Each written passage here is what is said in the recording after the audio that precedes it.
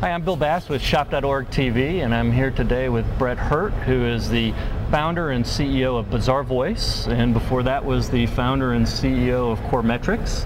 And Thanks for having me. Is one of the few people I've known who has built multiple large companies that most of us in the Shop.org community use your technologies for several different areas. Nice to have you on. Nice to have you here talking to. Yeah, well, thanks a lot, Bill. I'm very happy to be here.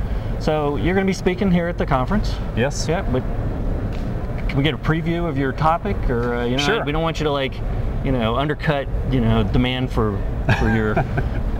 Well, I'm speaking on Wednesday at 3:30 in the Critics Corner session, and I'm speaking with Matt Corey, and we're going to be. You're awful nice to be in the Critics Corner, though. I am. Are you going to pull punches?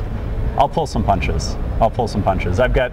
So Matt's going to be the non-punch puller? No, Matt's definitely the better punch puller. But but I'm going to be talking about different website technologies and marketing communication that companies online have been engaging with, and the pros and cons of it, and how it fits into today's industry. And we're going to pan and vote on things in real time and get a lot of audience participation. And we're also giving away 3 golf drivers, Tiger Woods style, for the best audience examples as well. Oh. Yep. Everybody needs to go to that. Yes. That's the first one I've heard. Have fun. What a way to get people interested. Yeah, well, it's with Matt Corey, who's the head of marketing at Golfsmith. So that was fairly easy to pull together. Yeah, good job for Matt. So Bazaarvoice, user-generated content. We use Bazaarvoice on our website. Customers love to come in and talk. Has everybody kind of gotten on the bandwagon now for user-generated content, or are there still sites out there? Are you still having to evangelize this, or does everybody already believe? We're still having to evangelize it. I mean, the big fear is negative reviews, and that was the fear when we started the company. A lot has changed, though. When we started the company 3 years ago, there were only 5 retailers in the United States that actually had customer reviews. And at this point, we now service more than 50 of the top 100 retailers in the US. The people that are really holding out are in luxury, and there's a lot of kind of religious debates going on in luxury about the fear of negative reviews. But at the end of the day, it's a reflection of word of mouth, how customers talk about products, pros and cons every day.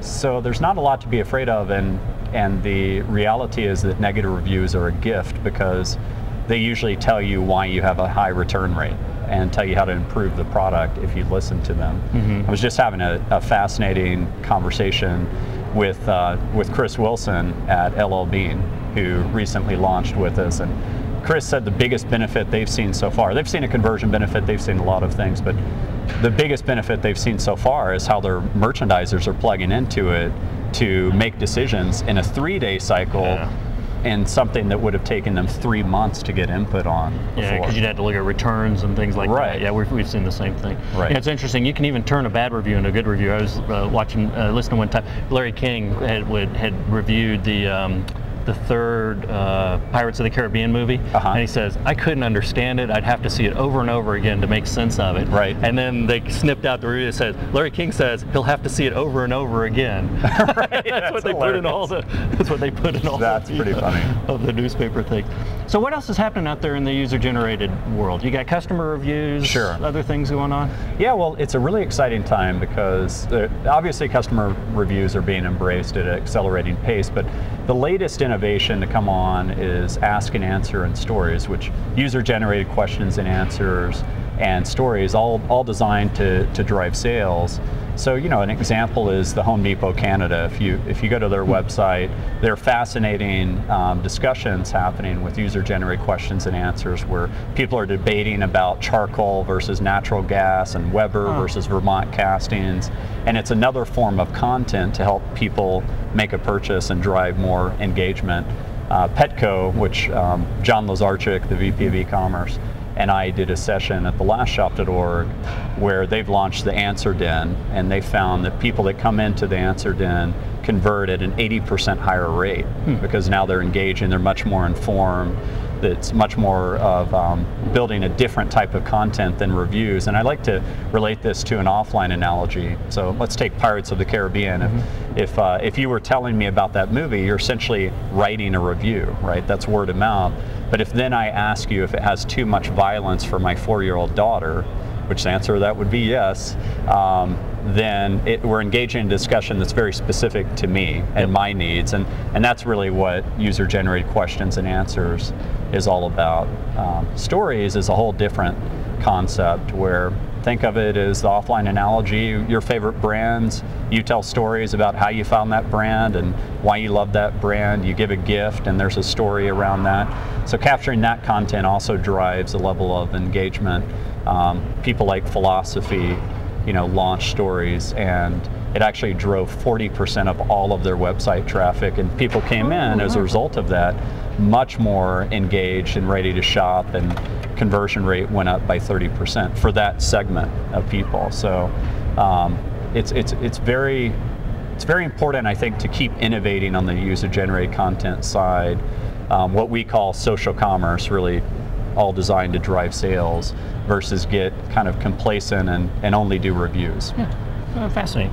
So I was looking at your bio, because you're speaking, so you had your bio here.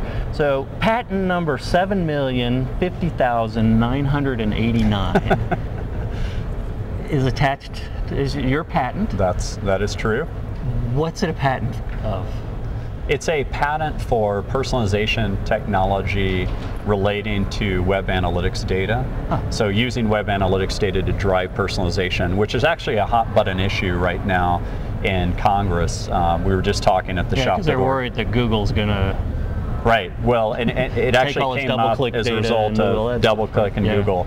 But we were talking about it at the shop.org board meeting today, where I just came from.